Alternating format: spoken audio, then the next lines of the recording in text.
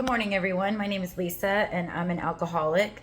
I introduce myself as an alcoholic out of respect to the Fellowship of Alcoholics Anonymous, which is ultimately where I found my recovery. But alcohol is not the only thing I am afflicted with. Drugs are part of my story, codependency, anger, you name it, I got it. I've been, like I said, afflicted with all of it. But I'm making this video as a suggestion from my sponsor. I'm over here in Costa Rica right now, and I've got a lot of people asking me, what are you doing over there? Is it a mission trip? Are you on vacation? What's going on? Da da da da da. And honestly, I don't really know what I'm doing over here. But it all starts with my descent to hell, which started with alcohol. I was a pretty normal child. I guess now looking back, thanks to the steps and the tools I've learned here, in recovery, I can see that I always had like a deep sense of unworthiness. I'm not good enough, and I'm different. If I could just, have that outfit, then maybe I'd have more friends, or if maybe I had those parents, or if we had a car like that, or, whatever, then maybe I would be better. So it did start at a very young age, but the childhood was pretty normal. Got into drinking and drugs and sex and smoking and all of that in high school. And then I thought I found where I fit in. I can breathe over here. But that stuff kind of led me to feeling like a failure at 14 when I started getting in trouble and, being different from the rest of my peers and all of that. So anyways, fast forward, I met my husband, my ex-husband now. We had a couple kids, got the car, the house, the cats, the bikes, the four-wheelers, the everything. We had it all on the outside. It looked pretty good. But I wasn't happy. And for a long time, I like to blame it on my ex-husband. If it wasn't for him, I'd be happy. If it wasn't for this, I'd be happy. If I had a better car, I'd be happy. If I had this, for a long time, I was searching for something outside of me to make me happy. And I'd get those things and still be unhappy. And it got to the point where I started taking anxiety medication, started drinking, started taking pain medication just to be able to get up and function in the morning, just so I didn't hate my life. And that slowly took a toll on me. That started being my reason for waking up in the morning. And then I started forgetting to pick my children up from school because I was passed out. Then I started missing holidays because I was going into detoxes because I didn't want to be sick. Then I started missing other things because I was in jail. I'd call the police and then they would take me to jail. Like, go figure. It just was like a 25-year spiral downhill. But in 2016, my ex-husband and we split up. That was after, we'd done it all. I was on methadone for 5 years. I'd been on probation many times. I lost custody of the children and got them back. There was a lot involved before 2016. When it was the end, it was like it had to happen. I don't hate my ex-husband. We're actually great friends today. But I did make his life hell for many years due to my inner turmoil. So 2016, we split up. I moved back to my hometown in Sarasota. And quickly realized that all I know how to do is find a man to take care of me. That's it. I was a stay-at-home mom for 15 years. I thought I had it all figured out. Take away the man that's supporting me. Now I need to find a new one. Because I have no skills. I have no work history. I've got a couple felonies under my belt. But if I can find a guy to buy me drinks and tell me that I'm pretty, then I'm all set. That's all I need. That was my codependency. That was my sickness. So, I would find these guys. I would find guys, but it was for one night. Find a guy to tell me I'm pretty and buy me drinks for one night. And it was a constant search for love, search for love, search for acceptance, search, seek, trying to fill that void. So anyways, fast forward, I met a friend of mine, that we would go out drinking, we party, we actually became like best friends. And I had decided that I wanted to try some stuff, try some different drugs. I honestly thought that it was heroin. I didn't know. I never really messed with heroin. I was more of a pill girl. So when I did my little relapse, if you could call it a relapse, because I never was really in recovery before. I invited him over to share it.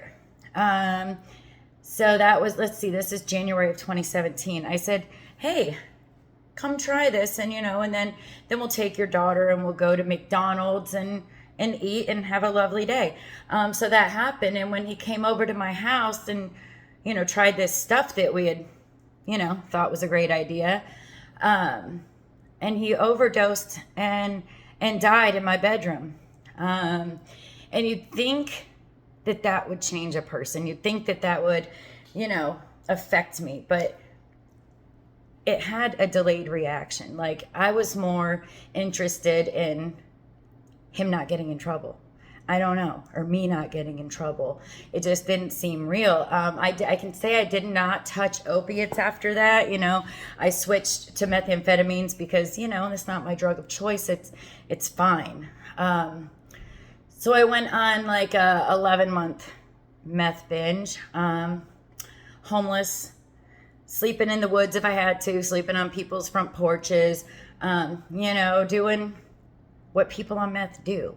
Like, it's just normal. You have bicycles, headlamps, and you dig through trash and you think you're an artist. I don't know. It's really, it was a weird phase.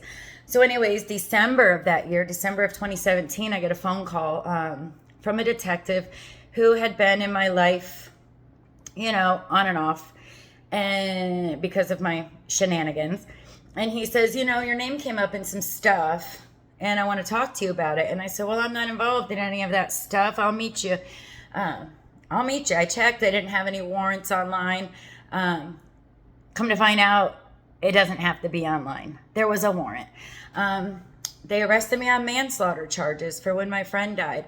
And I tried to talk my way out of it. I tried to say, this is crazy.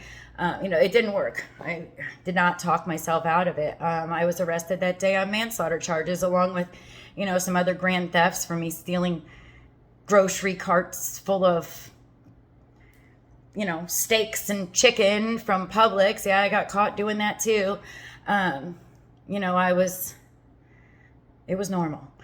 So I went to jail and I was in there for about a week, and they said, this charge, just so you're aware, can be up to murder because it meets the criteria of murder. And at that point, I was just like, okay, like I'm sunk. There's nothing I can do. My bond is so high that if I got out of jail, first of all, no one's going to bond me out. If I did get out of jail, I have nowhere to go because I burned every bridge. I just had to sit. And it was the best thing for me. When I was in jail, in the Sarasota County Jail, it's the first time I was ever alone. I got in trouble and I went to lock. I was alone for 13 days with just me and some books and my thoughts. And I look back, a lot of spiritual texts say you go to a cave to get wisdom. That was my cave. That's when everything started to change for me. That's when I started seeing things a little differently. I started paying attention to how Lisa feels, not how you think I should feel. And I started going against the grain. Started being a nice person. started being vulnerable, started going to different classes, checking out different religions, doing a little bit of work on myself, a little bit of investigating to see, and I got to see God work in that place. So the manslaughter charge did not stick, not because it wasn't manslaughter, but because the form of the drugs that it was not a controlled substance at the time of death. It was at the time of arrest. The laws had changed. So there's a God thing. If I would have committed the same crime today, I'd be in prison right now for 10 years. It was God. So I got out of jail and tried the halfway house thing. I tried, the halfway house thing for a minute. I got kicked out of the first one. The second one, I met a guy and thought, well, why don't I just give you my rent? And then we can love each other, because that's, I'm still a sick person. I think if I just find a guy to validate me, then everything will be okay, because now I'm okay. I'm okay now. I have a little job. I'm worthy. I'm clean for a minute, but I relapsed on alcohol and went back to jail. Got out, almost went back to jail again. And then I finally called the Purpose House. It's a local recovery transitional homes in my hometown. And I got in there. That was June 11th of 2019. And that was the last day I had any drugs or alcohol in my body. Was, June 10th. I went there June 11th, 2019, on house arrest, on community control. I wasn't allowed to do anything. I had to do what Lisa had to do for 6 months. If I said I was going to be at a meeting, I had to be at a meeting. If I said I was going to be at work, I better be at work. I was not allowed to walk the dog out of the driveway. And that's the funny thing with me being in Costa Rica right now, is when I started this 4.5 years ago, I literally was not allowed to leave the driveway. Then when I was allowed to leave the driveway, once I completed that, I wasn't allowed to leave the county, not without permission. And then I completed that probation. And then, I'm able to do things. Throughout this time, I've taken on a lot of service commitments. I take meetings into the Salvation Army. I've taken meetings into the mental health facilities, into mothers and infants. I'm involved in Celebrate Recovery, which is, a faith-based recovery church. I sponsor women. I was a house leader for one of the Purpose Houses, women's houses, for about 2.5 years. I got out of Lisa. I started doing things that made me better, and I started sharing those things with other people. I don't know. So then, I started to get a little bit of sense of worthiness. I stopped being able to be coerced into thinking that you had to understand what I'm doing, because no one understands my journey like I do. Sometimes I don't even understand it. This is sometimes a lonely thing. I'm walking this thing alone, doing the things that I've been taught to do, living as a woman of integrity. And, it's lonely sometimes. So, yeah. Along the way, I've met a lot of people. I'm open about my recovery. I'm not ashamed of where I came from. I'm not ashamed of the things I've done. I've owned them. I've taken responsibility for them, and I've changed those things about myself. Nothing from my past holds power over me anymore. So along the way, I've met people, and one of the people I met has a friend over here in Costa Rica with a property with 8 villas on it. It's overlooking the mountains. You can see the Pacific Ocean. And he thought it would be a great idea to make it a safe place for people like me and us to come and heal. And it had been talked about for about a year, but I worked and I did this and I did that. And so, when I moved out of Purpose House, I moved in with my dad, and that fell apart for, reasons we'll talk about another day. I've been sleeping on my mom's couch. I loved my job, but it was a little heavy working with certain people there, and I ended up getting fired out of nowhere back in October. And I applied for some other jobs, doing kayak tours for one day. I worked at another restaurant for one day, and this wine list was so long that I don't even understand the words. And I had this moment where I'm like, you know what? I don't have to do these things. I don't have to do anything that brings me anxiety or grief or a headache today. Like, I have to consciously tell myself these things. Like, oh, Lisa, you don't have to do that. If you don't have to live unhappy today, you don't have to do things, and as my mom would say, it's only money. I love it when she says that. It's co-signing my stuff. But so thanks, Mom. But so everything fell apart, and it's funny because through the whole time, I knew. I'm like, okay, I'm being stripped down for a reason. I don't have a mortgage payment. I don't have a car payment. My car is paid off. I don't have a job right now, not one that I enjoy. I started applying for other jobs. My background just kept, getting in the way of anything that I would love to do with my life. My background, is an obstacle. And so this Costa Rica thing, I said, you know what? I'm just going to do it. What do I have to lose? If this place doesn't work out, well, at least I got an experience. But I've come here and it's been beyond what I can imagine. The people here are the most welcoming, most loving, most free people that I have ever met. The beaches are like something out of a magazine. I'm at the beach the other day, there's bonfires, there's dogs walking by, there's a cow just walking through the parking lot. And I had this revelation, like, no, it's not hurting anyone. Everyone and everything is just free here. So I was supposed to come for 9 days. I extended my trip for another month. I've done these monkey tours. I visited waterfalls on ATVs. I've gone to the local schools and served there.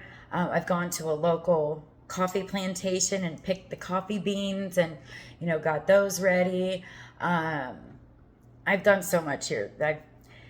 I don't want to go home. So what I'm trying to do is create a space for people like us, addicts, alcoholics, people who are suffering from a spiritual sickness, to come and get away, to come and breathe, come for a week, come for a month, come to stay. It will be life-changing. Everyone told me it would be life-changing. Good, bad, or ugly, I would be different when I come back.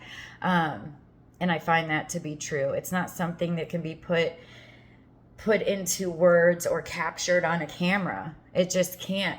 I wake up to toucans in my tree singing to me in the morning. Yesterday there was a pig roast, and I'm not really a fan of seeing a pig get roasted, but that's not the point. The point is, it's all about community. It's all about fellowship here. It's all about, freedom and love. I don't know. I'm going to show you guys the view from my room here. This is what I wake up to. Ignore my towel there. This is what I wake up to.